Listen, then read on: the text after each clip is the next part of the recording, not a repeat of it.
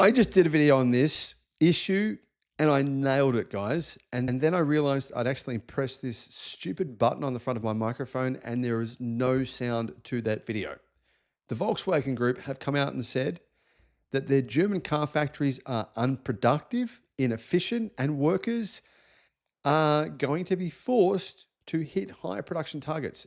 Basically, they're saying that every worker is going to have a quota put on them. And if they don't meet that, there's going to be enormous problems there. Now, what is completely unsurprising about this news is we're seeing this after a raft of other crazy news that's come out of Germany. I'll share some of that with you over the past few days. And some of this involves, big problems at Audi, sales problems for pretty much every premium German car brand. All of them are in a crisis, and it's very, very real. Hello, my friends. Welcome to the channel. I'm Sam Evans. You're watching the Electric Viking. It's great to have you with us. Thank you to our YouTube members for supporting the channel. If you can support the channel by becoming a member, I would very much appreciate it. I'll put a link in the description below. Volkswagen's chief financial officer has come out and said in comments to investors seen by Reuters on Wednesday that the next step to making German plants competitive was to improve productivity, increasing the number of cars produced per worker. They say that they are going to actually utilize an old German tactic of the horsewhip. Now, the horsewhip apparently causes significant pain, and they will use that to motivate workers. They basically say that if a worker is not being more productive and producing more cars per day, he will receive a horsewhip to his backside. I'm joking. Or he'll just get fired. No, actually, guys, here's what they're going to do.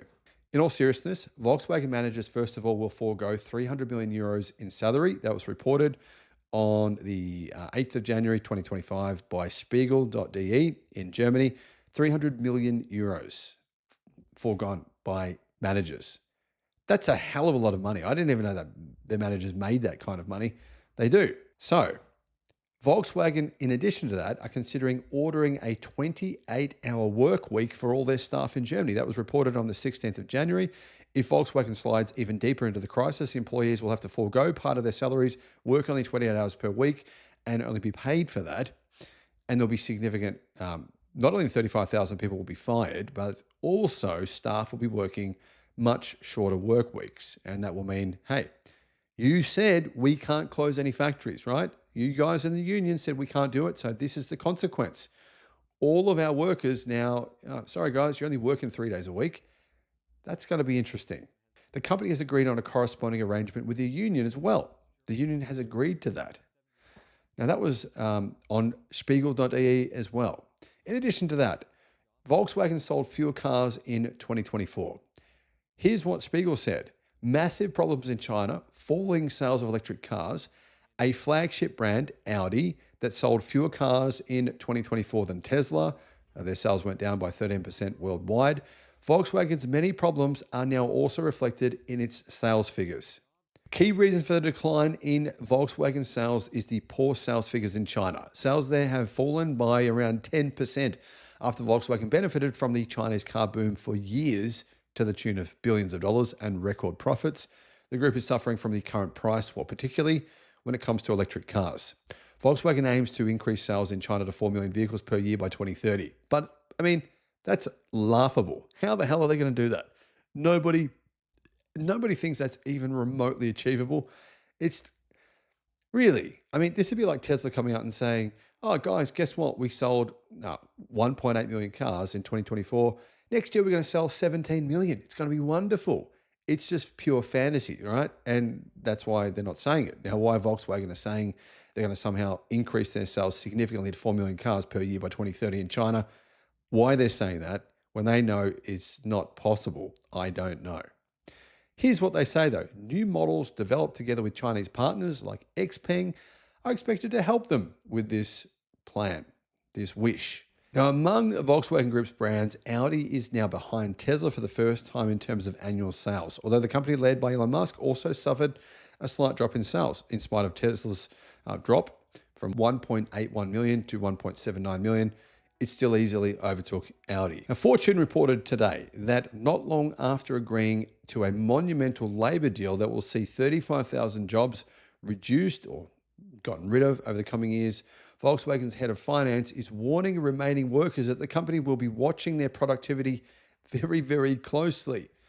I don't think I'd want to work there, to be honest. It doesn't sound like a nice place.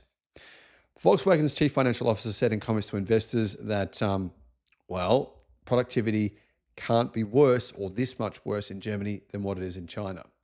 CFO Arno Antlitz, speaking to investors in New York on Tuesday, said that the cost-cutting deal struck with unions last December tackled the car makers' problems of high labor costs, very high, and capacity underutilization. Now, one other problem, which is mentioned by Mercedes-Benz and some staff at Tesla, is a lot of people turn up sick for months and months. This is becoming more common in Germany. It's becoming a huge problem. People just don't turn up for a very, very long time. The CEO of Mercedes said this is a huge issue. Antlitz said this, new goals have to be met, but he didn't say what those actual goals were. However, increasing productivity was the decisive third step to achieve cost reduction targets and create conditions in which the company could make further investments in plants. We will only invest in competitive plants. Germany cannot be an exception, he said. The Volkswagen Group do, of course, have a couple of $100 billion in debt. And they are trying to pivot away from making so many cars in Germany because it costs them about twice as much to make a car in Germany as what it costs them to make one in China. They're also trying to save their own bacon in China.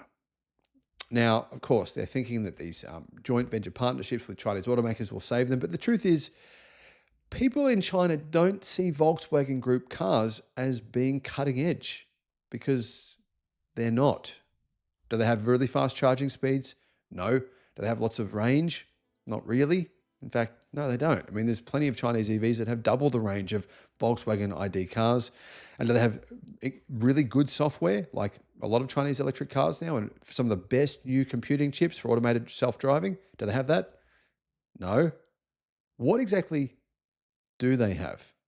Please let me know in the comments. I would love to be educated.